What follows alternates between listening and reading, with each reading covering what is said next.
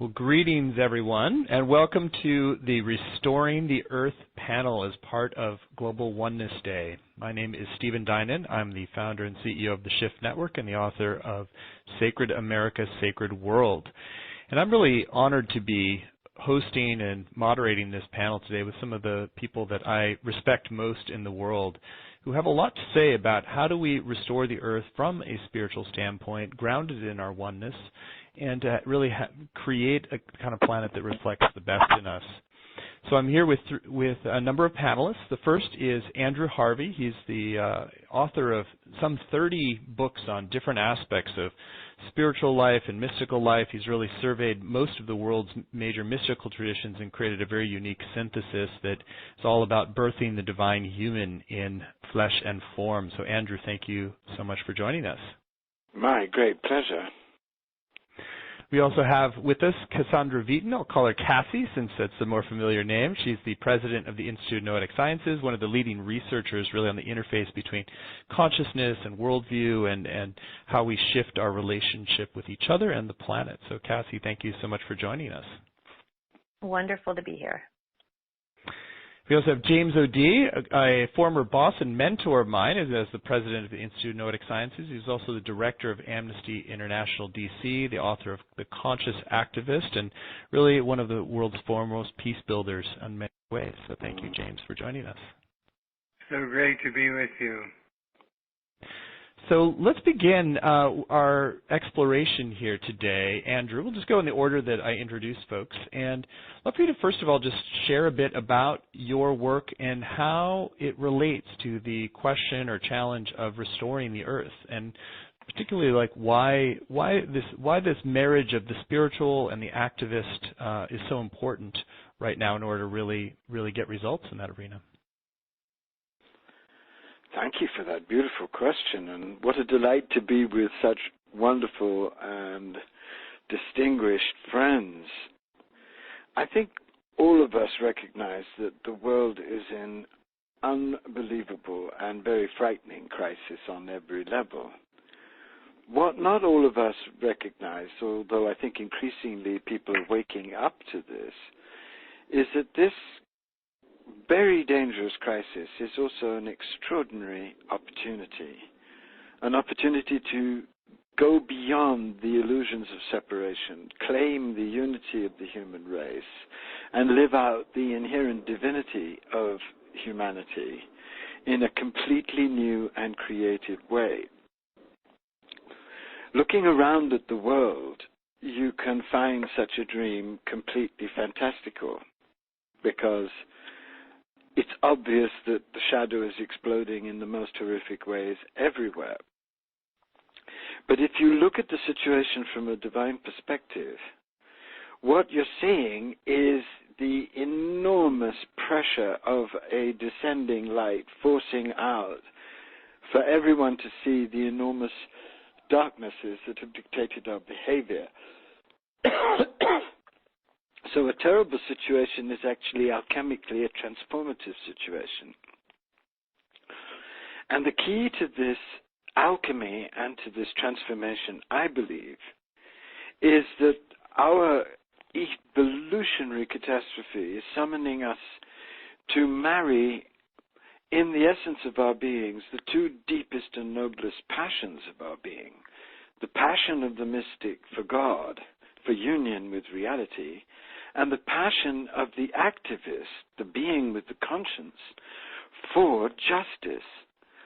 And that when these two tremendous and noble passions come together and are allowed to come together in the fullness of their mutual divine truth, then from their union a force is born that can transform very difficult circumstances into very transformative ones. And we've seen this force, which I call sacred activism, work in the most miraculous way in the 20th century in intractable situations, in India with Gandhi, in America with Martin Luther King, in Poland with Solidarność and Lech Walesa, in South Africa with the astonishing achievements of Mandela and Desmond Tutu, fractured though they've been by ANC, greed and lunacy. We've seen that a force like this a force that's composed of deepest spirituality with profoundest, focused, radical action, dedicated to justice and compassion, can have unbelievably powerful effects. I think that the whole meaning of our crisis is to take the human race to a place of desperation and openness when it's ready to incarnate this new force of sacred activism, and through the grace of the divine and through the grace of the human evolution and divine evolutionary will, birth a new humanity and a new way of doing everything. Beautiful, Andrew. That's such a stirring way to open. Let's go over to Cassie now. Cassie, you've done so much work at the frontiers of consciousness and the science of how do we transform and shift our worldview, and also the evolution of the whole scientific worldview right now. And also the president of the Institute of Noetic Sciences, which was birthed out of a mystical moment, really, by an astronaut, Edgar Mitchell, on the way back to planet Earth, and a recognition that this work of shifting our consciousness and evolving science is really central to saving humanity. So I'd love for you to share a little bit about why the science of consciousness work is so important in really being able to restore the Earth. Sure. Well, as you said, our founder, Edgar Mitchell, was the Apollo 14 astronaut who was the sixth person to walk on the moon. And on his way back to Earth, as many astronauts had, he had what he called, the overview effect, or a very personal epiphany about looking at the planet from space. There are no boundaries between countries. Those are human creations. And the amount of time and effort and resources and energy we spend in trying to come up with new and improved ways to dominate nature or to defend these imaginary borders don't come from a lack of resources on the planet. They come from limitations in our own human consciousness, both in terms of seeing ourselves as separate, whether we're allying with nationalism or a particular religion or something that we think separates us from others, or separate from the planet itself. And so that worldview is really what so many of the problems that are facing us as a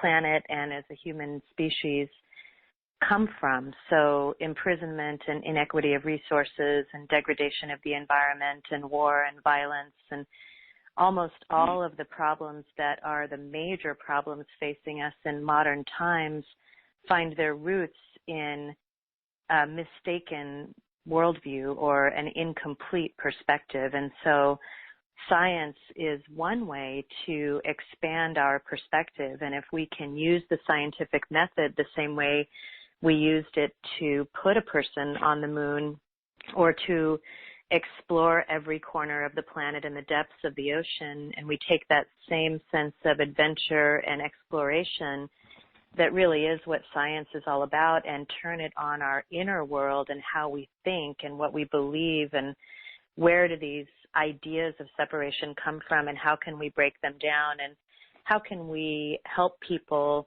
have a more complete understanding of the nature of reality and human potential, that might shift our ability to develop solutions.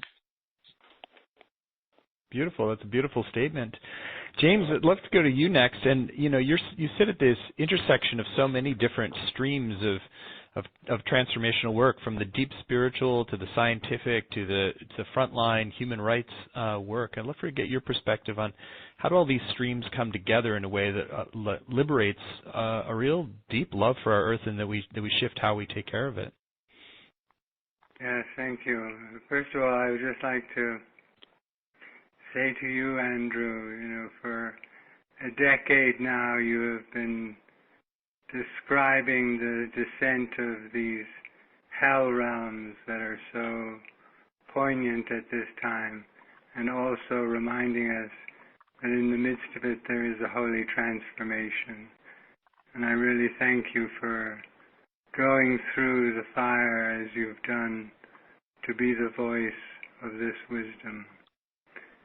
In my own journey, for many, many years, I focused on torture and the abysmal story of the torture of human beings.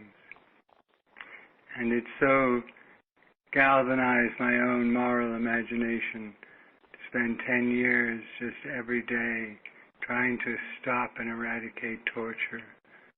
And yet, in my own growth, now I see so clearly the connection with the torture of nature itself. That sense of really abysmal treatment of animals. Yes. The torture of animals is extreme, my friend. Once you realize what's going on there, you change your vision of what is happening. And so that inhumanity stretches all the way through, doesn't it? From our treatment of each other. And that sense of otherness. Ramana Maharshi was once asked, how, dear Guru, can we take care of the others? And his response was, there are no others. And in my own journeying, my own deepening story is really the discovery there are no others, not only in humanity, in dedicating my life to social healing, but there isn't otherness in our relationship to animals, to nature. Oh, yes, yes. We're all intertwined. Look at our DNA. We share DNA with cockroaches, with bananas, with all of life. We are a part of each other, a resonant, holy part of each other. And everything is ensouled. We think of soul as being the purview of human beings. But soul itself is in nature, is in the animal kingdom. And I think that will be a tremendous shift in human experience of life on this planet, when we see that we're not only in the midst of all life, but we're also ensouled together. I think I love. Go ahead. One more sense of the time we're in is such a combination of trauma and trance. And I think that's why it's spiraling into these, blindness, hypocrisy, lies. As Cassie was saying, that sense of worldview coherence is so necessary, and yet everywhere we see worldview collapse, and people are traumatized by the loss of their privileges and the loss of their understanding of what's really happening, and the grasping and clutching at straws, really, in terms of how to live, because their identity is being stretched in a new way as the earth itself expands our sense of who is included. And all those cultural exclusions are dying, and they're dying a violent death, and they're dying death, through refugees on the high seas. And so it's the combination of extreme trauma and deep trance that has us spiraling out of control. And yet I think, as you said, Andrew, so beautifully, and as I think, Cassie, in your work you really monitor it, is that sense that all of this stretching is bringing, and collapse of worldview, is bringing a whole new, coherent, greater, inclusive, healing worldview into view. Completely.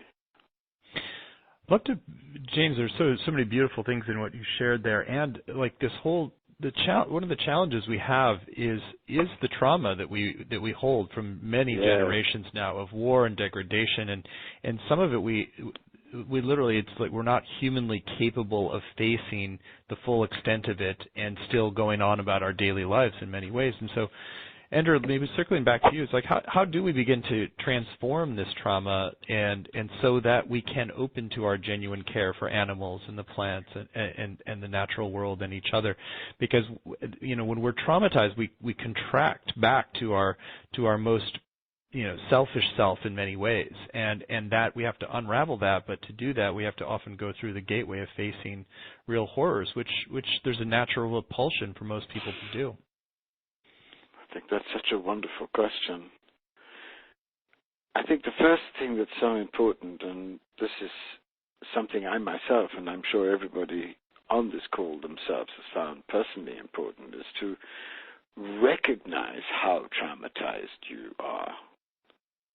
I think facing deeply how traumatized I was, and I suspect everybody of great intelligence and sensitivity of heart is, by the depth of the destruction, by the horror of what's going on, I had no idea until I started to go on the journey to discover the depth of what I would have to discover and face. So I think there is that legitimate fear of being exploded because there's so much suffering exploding everywhere. I think what we need to do, though, is to face the depth of that and to realize it is a holy initiation. It is a deep fragilizing of all of our defenses against each other. And it's potentially the birth of a wholly new kind of embodied, urgent, sacred love flowing between us and each other and animals and the creation in very wise, balanced work of transformation and justice in the world, because we're not just dealing with a personal inner situation out of control, we're dealing with a collapsing economic system, a collapsing environment.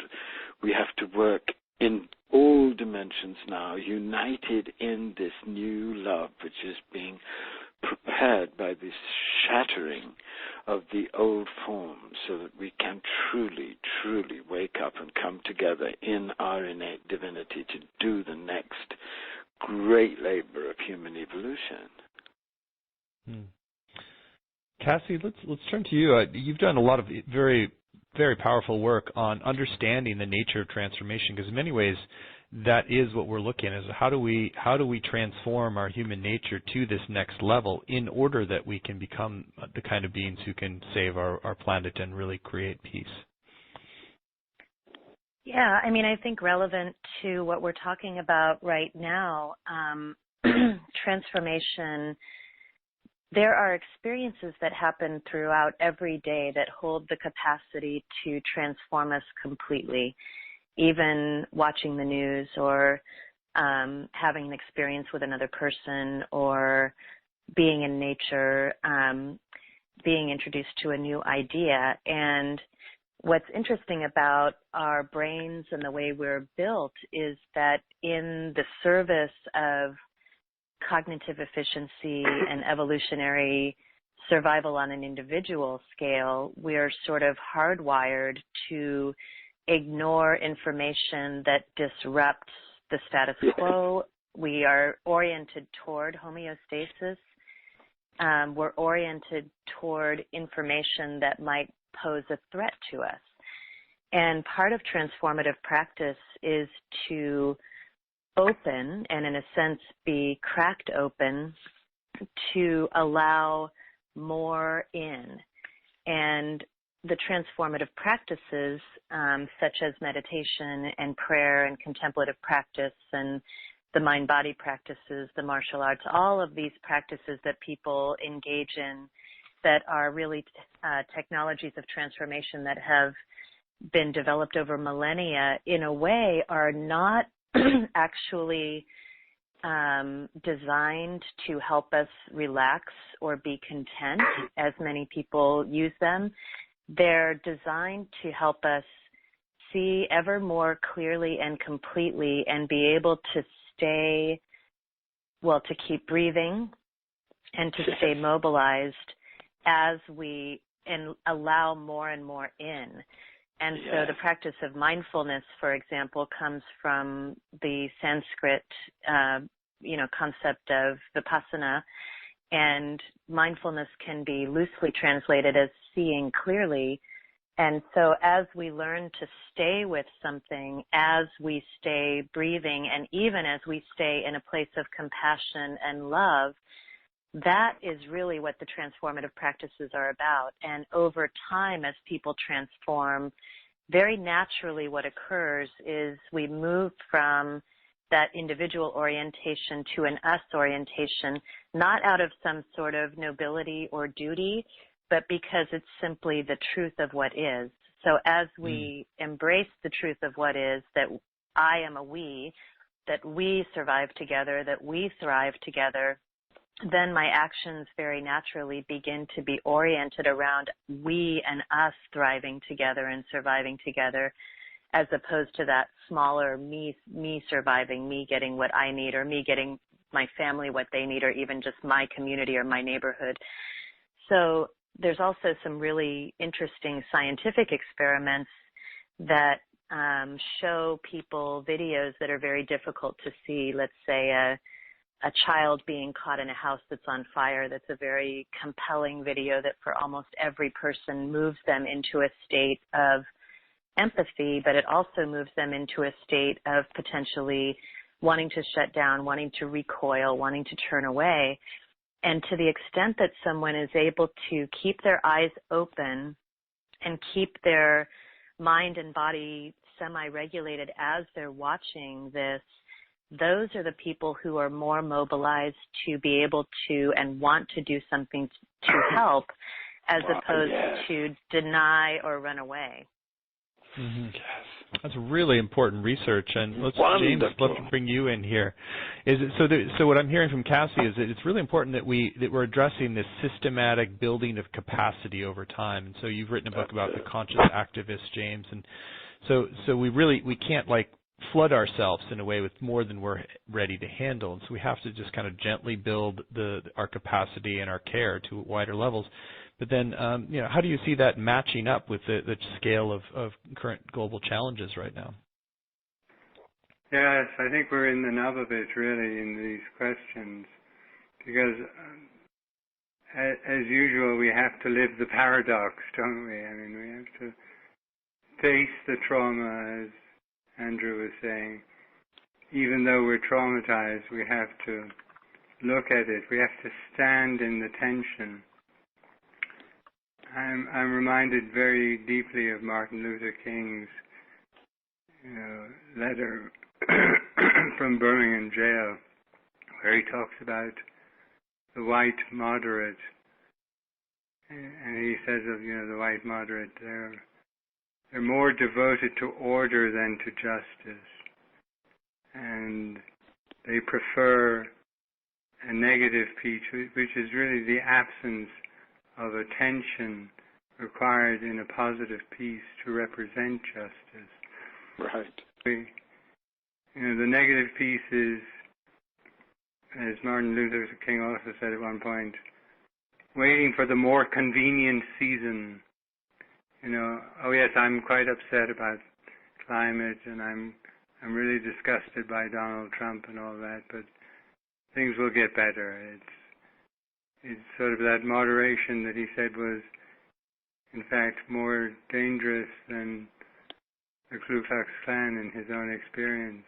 And that shallow understanding from people of goodwill is more frustrating than absolute misunderstanding from people of ill will. So we have to hold the nettle. We have to really express moral outrage. We have to stand in that fire, knowing that that is a healing approach, so that is moving towards a positive peace. This kind of being nice and suppressing the tension as an affirmation of positivity is pure rubbish. It is not positive at all. It's affirming a negative. And the negative that says no to torture, no to lies, no to hypocrisy, that, Donald Trump, as he said, when asked about climate change, he said, well, it's the weather. Must be confronted. These lies must be deeply confronted as part of the healing process. The healing will not galvanize unless we stand in the tension. And I think the other part of it, Stephen, is that sense of, where am I in the story? I can morally rebuke others, but who am I and what is my role in the story? I loved reading recently from a wonderful book on the vegan future that is going to descend on humanity. It's a very wonderful book about veganism. And he quotes Pope Francis in that wonderful document on the climate and the environment, Laudato Si, in which Pope Francis says, "It is contrary to human dignity to cause animals to suffer or die needlessly." And then his parting meal in New York was veal and lobster. And anybody who knows the story of veal knows that to get veal on your plate, the animal is tortured dreadfully. And so I've had veal in my day.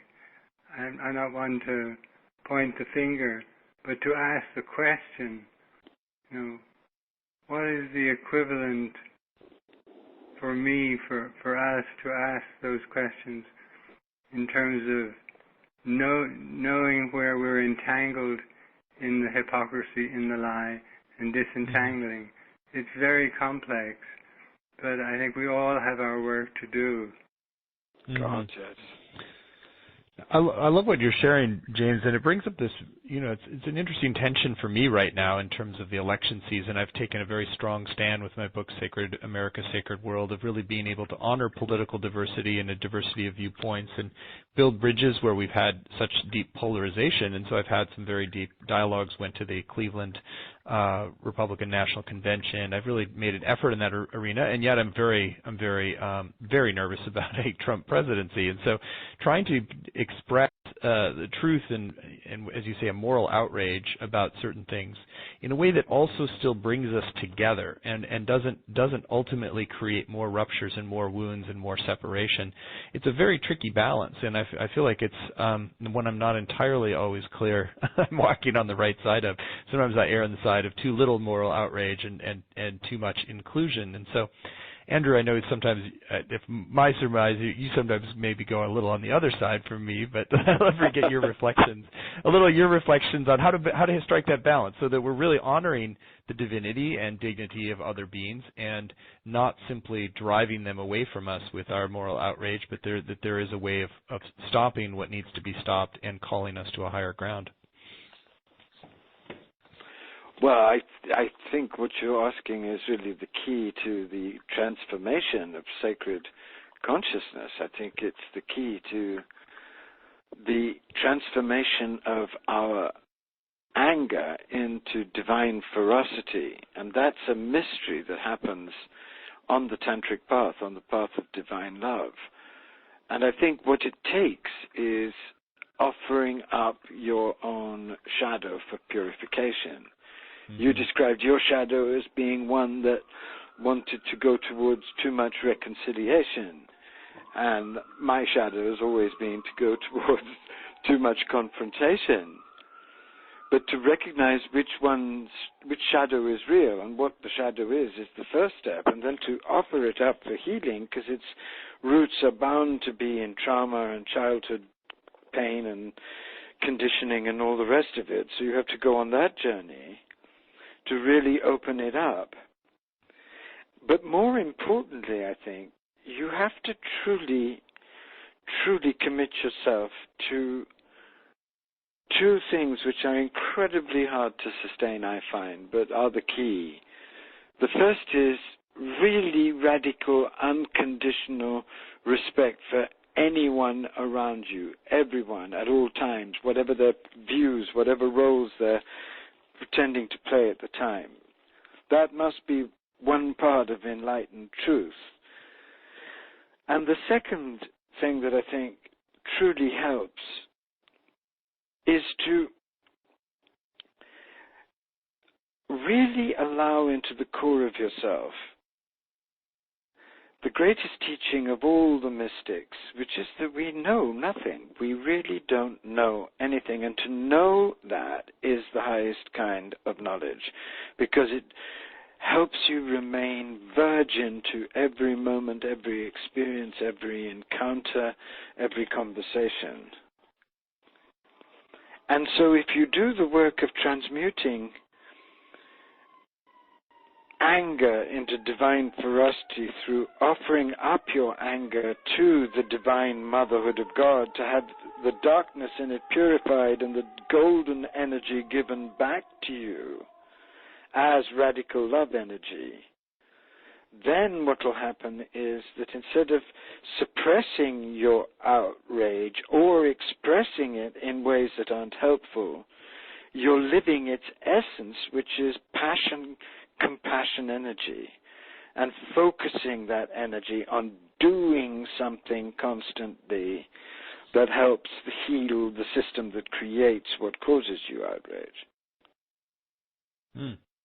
Beautifully said. I hope that's an answer. Yeah. Does that strike you? Right, go into the heart of it, yeah. Yeah, I think we all have different shadows around either, confrontation or reconciliation. I think it's the first thing is the honesty. That's the hardest thing. Mm-hmm. But once you've really got to that, then you can truly bring in that radical confrontation with compassion and that radical commitment to unknowing as a constant the highest, in fact, spiritual practice. And given the power of those two things, amazing kinds of new avenues of compassion are opened up, and knowledge and skillful means, just automatically from the divine field. I think this has been my own experience. I wish I was better at it, but I know that it's when I am relaxed in that is what's happening, and it's always what's happening around people like His Holiness, for example. Yeah. Cassie, I'd love to bring your voice back in here. I mean, I know that you're working to really shift the paradigm in a different realm, in the realm of science, and oftentimes emotion viewed as somewhat suspect in things like outrage and activism, very not part of the scientific method, and so in a way you probably have to be cooler in how you go about creating change within the realm of science. But I'd love for you to get some of your reflections on how what you've seen about how to shift a paradigm, shift something that needs, like in this case, the overall worldview of science, which can lead to a desecration of nature, of the world, that there's not a holding of everything as holy, that we see ourselves as sort of above and beyond the natural world sometimes. Yeah, I guess I would say with respect to science that it's actually quite, number one, quite a fierce process in the sense that it is using a razor-sharp method to see clearly. So in that way, it's not different than other transformative practices in that it has a very specific form, and there is an aspect of knowledge that can be gained through the scientific method that cannot be gained anywhere else, just as there's a truth that can be gained through art that cannot be gained in any other way, and there's a truth that can be gained through meditation that cannot be gained any other way. So when we talk about science, I want to be careful to say science has not developed destructive technologies. People and their intentions have developed destructive technologies. Science is a fiercely exploratory, truth-telling practice. And when we talk about how to talk to other people about what we stand for without becoming what we're standing against, that's what we're talking about, is telling the truth and saying, standing firm in, let's go back to the Copernican revolution, and what we're talking about here in terms of paradigm shift is no less than, and perhaps even greater than, the Copernican revolution, where scientists and astronomers had to, at the risk of their, not even at the risk, at the knowledge of their execution, had to stand and say, I refuse to say any longer that the Earth is the center of the galaxy or the universe. It is not true. And so that fierceness is the same thing that we can bring to these issues. The other very strong tradition in science is the tradition of open dialogue and critique. And so I would say that our scholarly institutions at this point in time have some of that, and they don't have a lot of it. We tend toward dogmatizing new truths as though we forget that all truth is always emerging as a new thing.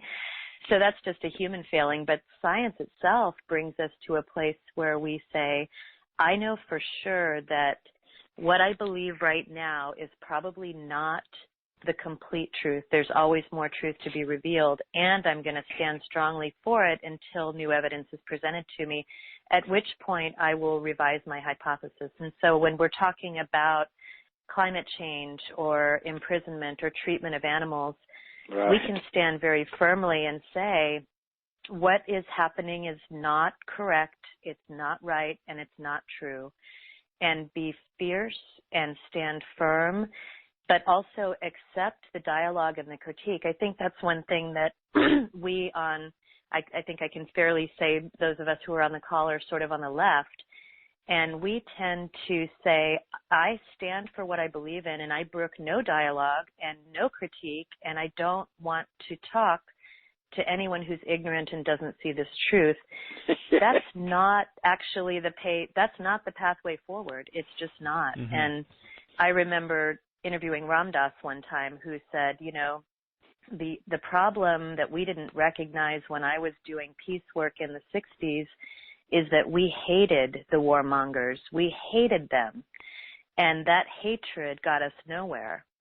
And so he talked about the loving fierceness, the fierce grace that we bring to these kinds of confrontations. And the last thing I'll say is I just had a conversation with Van Jones, who I know many of us know, who's grown from having been, an activist to now a fixture on CNN, which is just amazing. And I met with him the other day, and I said, I'm so grateful for what you're doing for everyone. And what he said was that when he runs into someone backstage before he goes out into the cameras, especially when there's someone that he disagrees with quite a lot, even someone who's really quite what we would consider quite irrational, he gives them tips about how to function better on camera and how to make their point in a way that can be heard. And they look at him and say, why are you doing this? Why would you do this for me? They're suspicious. And he said, because I want to have an actual dialogue in front of the American people. I don't want to put on a Punch and Judy show. I just want to have the real dialogue, and I want to help you make your point so we can have that real dialogue. Wow. And I thought that was amazing. That's incredible. That's an amazing story.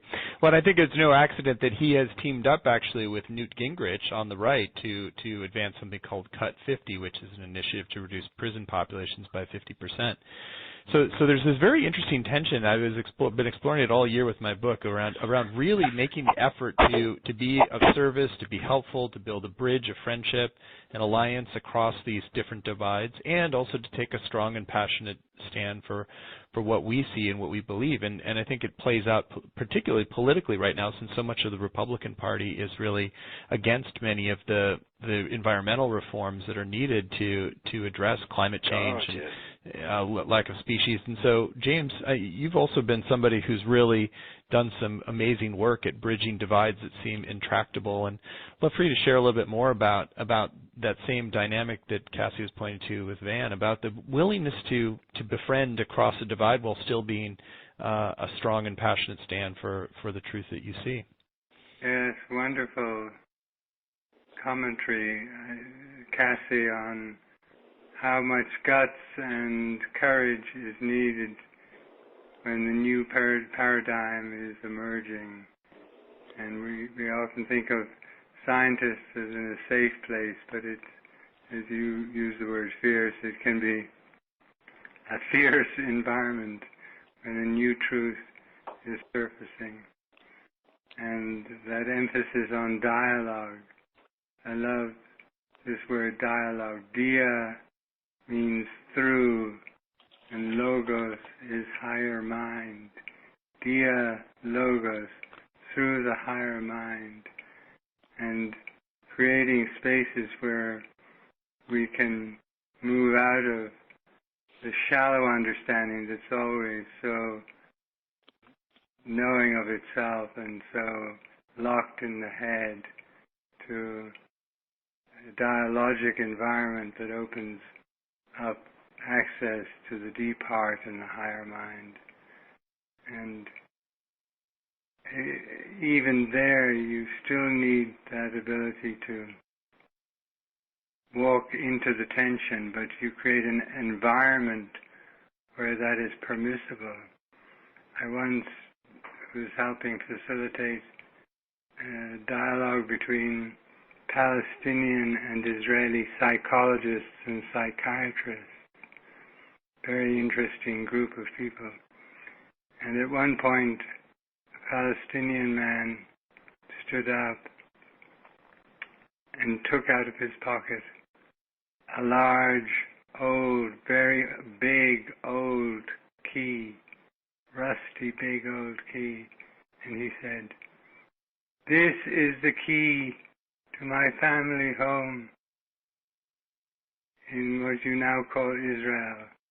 And one day we will go back and open that door with this key.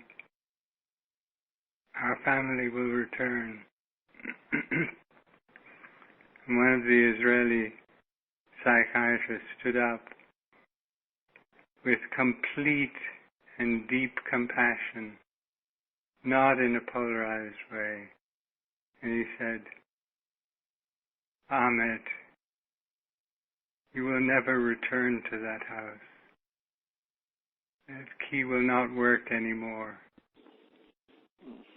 And there was tremendous depth of sadness and emotion in the room, but it was speaking a truth in a way that it could be heard with the heart wide open. Mm. And that's what we need. We need the ability to stand, in that tension. And I think when Martin Luther King was talking about shallow understanding from people of goodwill, he was really saying, that ability to self-reflect, to go to an understanding that puts yourself at risk, that opens your own inner stuff, is required. That it's a meeting place, it's a conjunction of beliefs. I loved the story of the women in the pro-choice, pro-life debate in Massachusetts who were, really throwing fire at each other in public. And Cambridge Conversations brought them offline for a year of dialogue. And they did a press conference at the end. And the press was very interested in who won, who convinced who on matters of abortion and so forth. And the women on both sides said, "We haven't changed our fundamental beliefs about life and its sacredness or our right to have an abortion. But we now look after each other's children, we party together, some of us take vacations together." Oh. I think that is an indication of where in reality it can go, that the ground of being opens up in true dialogue to allow us to be different, allow us to be unique, have our own convictions, but safe and happy and welcome into a whole and wider community. I think those are the skills we're learning in social healing work at this time. And Stephen, I just wanted to jump in here and say, I was going to say whichever wants to go, it's great. Yeah, just a response to that, and it just made me think about this idea that I was mentioning earlier of hardwiring. And, we've learned a lot about this meme of fight or flight has really dominated the biology conversation for decades now. And this is what we learned very young, that we're hardwired for fight or flight, that's a basic instinct. And there's also so many other basic instincts that are not that are collaborative and cooperative, that are in fact sometimes more oriented towards survival, is that capacity. And so when you think about nonviolent action, like Dr. King, like Gandhi, what we're really saying is, I am going to stand here and I refuse to fight and I refuse to run. And in a way that is saying, I am not in fight or flight at this moment. I will not fight. I will not run. I will stand here and continue to speak truth, and I'll stand here and continue to listen to your truth. That's so beautiful. I think that really brings everything that's been said about this new form of sacred consciousness that's needed together. I think it brings what Cassie was saying about the fierceness of standing for the truth, and the spaciousness of what I was trying to convey, and the anguish of what was coming through with James. We spoke out of the field and it came together in this beautiful way, and we all recognize it. But it's a tremendous work. It requires great refining of the self, as James pointed out, because you constantly have to ask yourself the most shaming of questions. Yeah, I think this whole dialogue is so important. In many ways, it's a kind of missing link for much of the environmental movement, which can get too strident and too unself-reflective, and sometimes the methods don't always work and they don't penetrate, and then there can be great frustration. But it's this constant evolutionary tension between embracing the other and being able to build bridges and make amends and just break bread together, and take a passionate stand and be fierce about things that require fierceness, and that requires this deep shadow work and deep evolution and tapping a current of sacred truth that is deeper than even the challenge of the day, whether that's climate change. That there is a deeper truth around our unity in the divine that is actually the ground at which we all meet, and we have to remember that, or else the surface struggles can become too debilitating. Exactly. Yeah. Well, we have about 10 more minutes here, and I would love for us to just distill out some of the things that people who are listening to this are obviously very motivated by spirituality and a sense of oneness. This is Global Oneness Day, and also the need to take action that's in alignment with that. And we've discussed in many ways like a framework for how do we engage passionate action in a way that is also healing and bridging divides.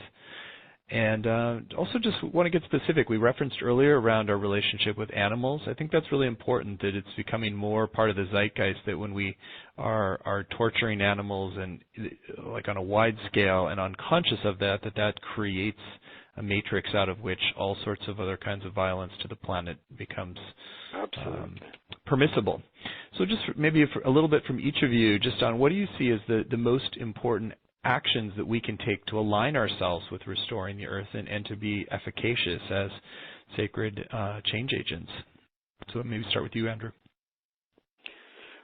First of all, plunge into deep, deep devotion to the divine and allow the divine to show you the divine's face in everything that is, so that you understand at a deep level that the whole creation is a manifestation of the glory of God.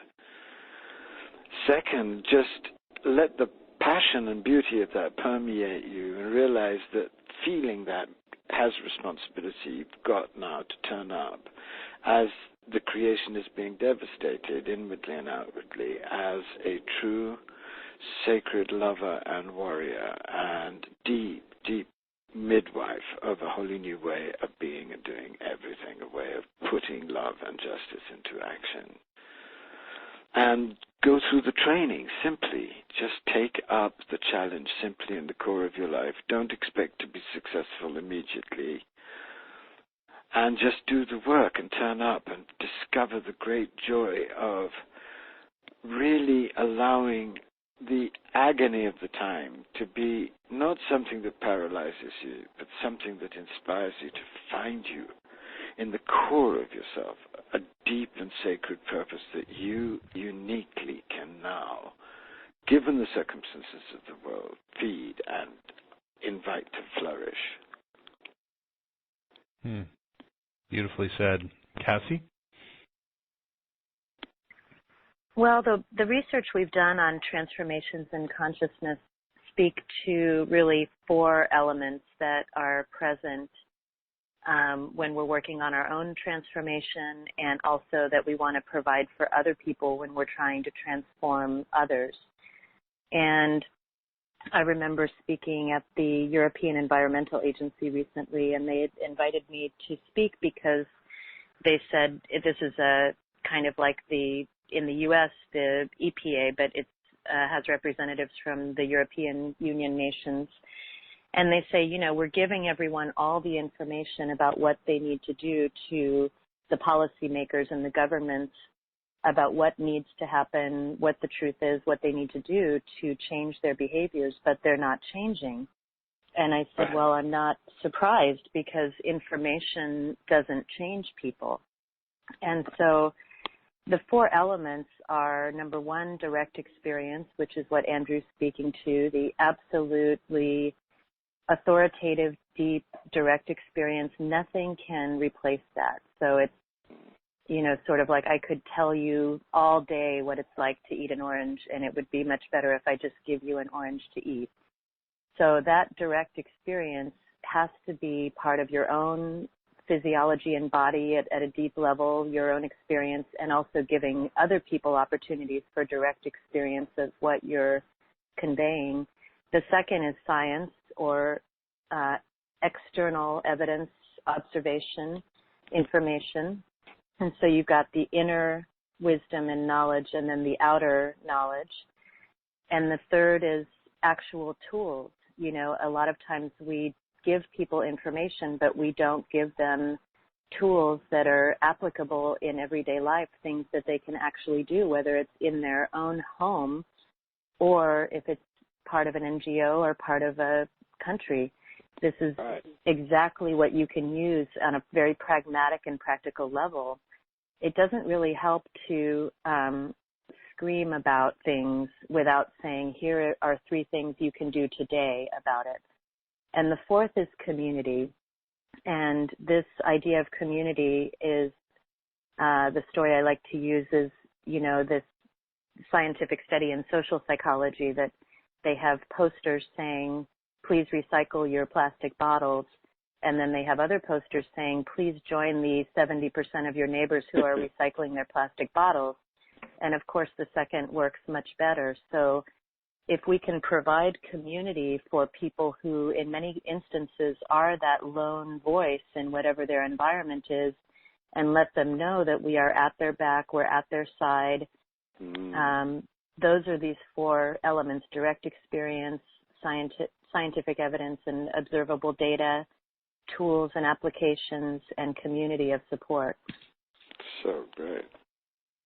Very, very, very so well said. helpful. Thank you, Cassie. Thank you. James, how about you?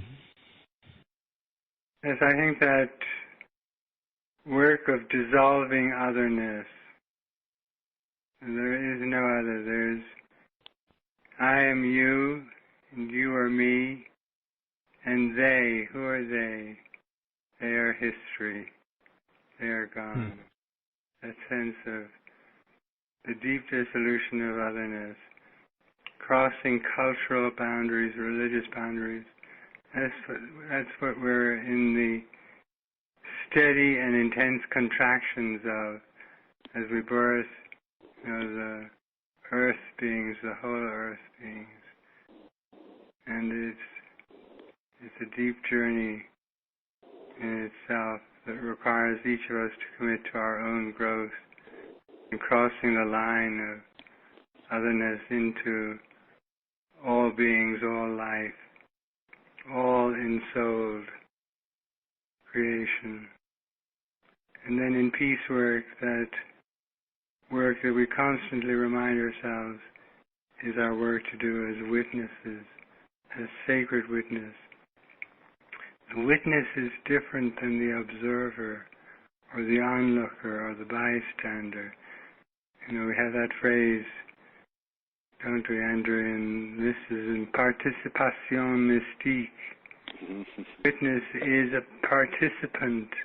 Yes. So deeply, profoundly, is a mirror of the whole event that is happening, is the whole environment. Yes. The witness is able to hold the whole and see it all without being reactive. The witness can be a powerful transformational tool. And yes. And then this word sharing, I just hear it more and more. The sharing economy, the sharing of our gifts. So much of the best peace work I've seen is people sharing dance, sharing music, sharing laughter, sharing homes, sharing effort, sharing commitment. We got trapped in a world that said sharing was the transaction of money from one source to another. And we're beginning to see, in many ways, the breakdown of that and the restoration of deep, beloved community through the process of sharing. And no one is lesser than. There is no lesser being on the face of the earth. This idea that I've got nothing to share is not true. When we really explore the sharing worldview, we all have something to share, even if it's small, and it's good that it's small. Small acts are beautifully powerful because we don't know where they will resonate to and go, what they will really contribute to in the end. So I think that sense that we all have something to share. What can we share? Let's start with the sharing.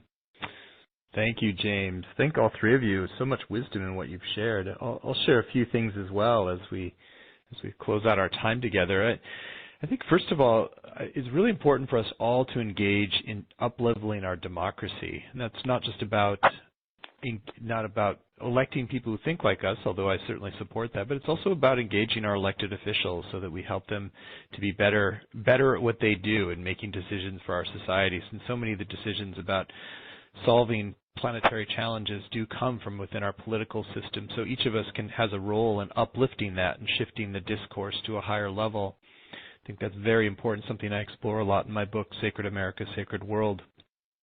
I also feel like there's really imperative to be rigorous about bringing our lifestyle into alignment with the world we want to create, and to be patient with ourselves. You know, we can't necessarily make every change overnight, and we're all part of systems that are exploitative and damaging to the environment. But the more we can kind of wean ourselves from those systems, it gives us more power, feels we have more integrity, and allows us to have a bigger impact. So whether that's eating organic vegetables or simply eating lower on the food chain and not participating in things like factory farms, or getting solar for our house, or put down a deposit on the next generation Tesla that's coming out for the the mass market model. And I think it can be fun and enjoyable and empowering to keep making these shifts towards a more and more sustainable and thriving lifestyle. And when we do that and we share that with others and share it joyfully and creatively, it becomes magnetic and really pulls us all forward. So I think that's like marrying those two things is the conscious political engagement with the shift towards more and more conscious lifestyle. It gradually gets us to the place where all of the actions that we take have more power. So that is the end of our time. You three are both wise, beautiful beings. Thank you for your work, and it's been a very rich hour. And I want to thank all of you for joining as well, who are on the live line with us, and let you know that the next panel is going to have some themes that very much build upon these. It's on spiritual activism with Neil Donald Walsh, Craig Hamilton, Steve Behrman, and James Twyman, hosted by the founder of Global Oneness Day, Steve Farrell. So you're in for a treat. And thank you so much for joining us in this hour. And we'll take about 10 seconds of silence before we begin our next program.